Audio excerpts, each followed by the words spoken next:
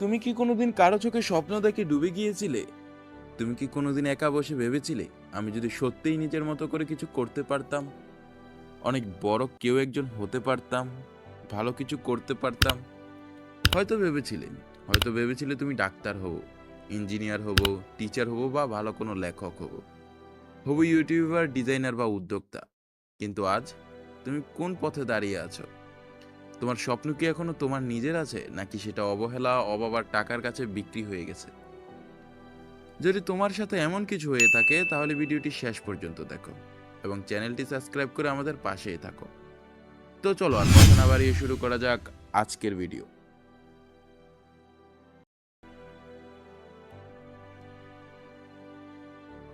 আসলে আমরা মধ্যবিত্ত, আর মধ্যবিত্ত পরিবারের জন্ম মানেই হাজারটা স্বপ্ন, আর একটা স্বপ্নের জন্ম মানেই তুমি বাজে চিন্তা করছো এই কথা বলে তোমাকে থামিয়ে দেওয়া। মধ্যবিত্ত মানে হতাশা, দুশ্চিন্তা আর দায়িত্বের বোঝা বহন করা। বাড়ির সবাই চায় তুমি নিরাপদ পথে চলো, চাকরি করো, মাসে 20 থেকে 25 হাজার টাকা আয় করো। স্বপ্ন নিয়ে চিন্তা করলে সবাই বলে সময় নষ্ট করো না, এগুলো তোমার দ্বারা হবে না, এগুলো আমাদের জন্য না।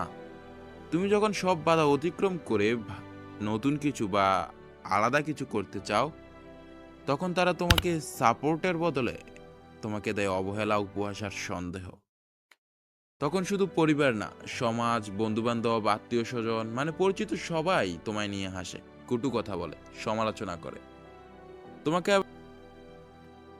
আসলে আমরা এমন একটা অবস্থায় জন্মেছি যেখানে নিজের পছন্দ, নিজের ইচ্ছা সবকিছু টাকার হিসেবের মধ্যে আটকে থাকে। বাবার ব্যবসা নেই, বাবার টাকা নেই, মায়ের চাহিদা আছে, ছোট ভাইয়ের পড়া চলছে, আর তোমার? তখন তুমি শুধু একটা দায়িত্ব। তখন স্বপ্ন বলতে তোমার চাওয়ার চেয়ে টাকার দরকার অনেক বেশি হয়ে যায়। স্বপ্ন তখন বিলাসিতা মনে হয়, আর একদিন তুমি নিজেই বলো, চলো বিদেশ চলে যাই। আর সহ্য হচ্ছে না, আর ভালো লাগছে না এই শহর, এই সমাজ, এই পরিবার, আর ভালো লাগছে না তাদের অবহেলার অত্যাচার। জানেন কেন মধ্যবিত্তরা বিদেশ চলে যেতে বাধ্য হয়? প্রতিদিন বাংলাদেশ থেকে হাজার হাজার যুবক দেশ ছাড়ে। তারা শুধু দেশ ছাড়ে না, নিজের শখ, স্বপ্ন, পরিবার সবকিছু ত্যাগ করে, নিজেকে জিন্দা লাশে পরিণত করে। তখন সবার মুখে একই কথা, এই দেশ কিছুই হয় না, আর হবেও না। কিন্তু আসলে কি সেটা সত্যি? না, এখানেও হয়, কিন্তু সাপোর্ট দেওয়ার মতো কেউ নেই, সম্মান নেই, সাহস দেওয়ার কেউ নেই। তুমি যদি কিছু আলাদা করতে চাও, বন্ধু বলবে পাগল হয়ে গেছস, পরিবার বলবে বেকার, আর সমাজ বলবে ব্যর্থ, আর ঠিক তখনই তুমি অবহেলার পাত্র। তখন তোমার একটা রাস্তাই খোলা থাকে, বিদেশ, যেখানে তুমি শ্রমিক হবে কিন্তু কেউ তোমাকে জাজ করবে না। তুমি টাকা পাঠাবে, সবাই খুশি থাকবে, কিন্তু কেউ তোমাকে খুঁজবে না। তোমার ভেতরের মানুষটা একবারে চুপ হয়ে যাবে। তুমি বেঁচে থাকবে, কিন্তু তুমি আর তুমি হবে না। তখন তুমি হবে টাকার মেশিন, চাহিদা পূরণ করার মেশিন। তুমি জানো সবচেয়ে বেশি কষ্ট হয় তখন, যখন খুব কাছের মানুষ তোমার স্বপ্নটাকে বুঝতে চায় না। তোমার বাবা মা তোমায় ভালোবাসে, কিন্তু তারা ভয় পায় তুমি যদি ব্যর্থ হও তখন কে সামলাবে। তুমি ভয় পাও, যদি তুমি নিজের পথে হাঁটো কেউ পাশে থাকবে না। আর এই ভয় আসলে আমাদের স্বপ্নকে ধ্বংস করে। ধীরে ধীরে আমরা মেনেই নেই, আমি পারবো না, আমার দ্বারা এসব হবে না। এভাবে টাকার কাছে অবহেলার চাপে আমরা স্বপ্ন বিক্রি করে ফেলি। ভাই, আমি জানি তুমি কষ্ট করছো, আমি জানি তুমি ভালো কিছু করতে চাও, কিন্তু তুমি একা, ঠিক আমার মতো। আমি জানি তুমি কি করছো, আমি জানি তুমি কিছু করার চেষ্টা করছো, কিছু শিখছো। তাই বলছি, স্বপ্নটাকে একবারে মেরে ফেলো না, ওকে একটু সময় দাও, একটু বিশ্বাস রাখো। তুমি বিদেশ যেতে পারো, চাকরি করো, ব্যবসা করো, কিন্তু নিজের ভেতরের মানুষটাকে মেরে ফেলো না।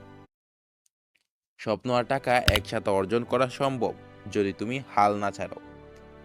আসলে সত্যি বলতে অবহেলা এমন একটা জিনিস, এটা যার জীবনে একবার আসে তার আর বাঁচার ইচ্ছা থাকে না। যদিও সে বেঁচে থাকে, ভেতর থেকে সে মারা যায় অনেক আগে। তখন সে বুঝতে পারে বাস্তবতায় অবহেলার চেয়ে বড় শাস্তি বা কষ্ট আর নেই। তাই তুমি যদি আমার মতো অবহেলিত না হতে চাও, তাহলে আজকে থেকে এই টাস্কগুলা কমপ্লিট করো।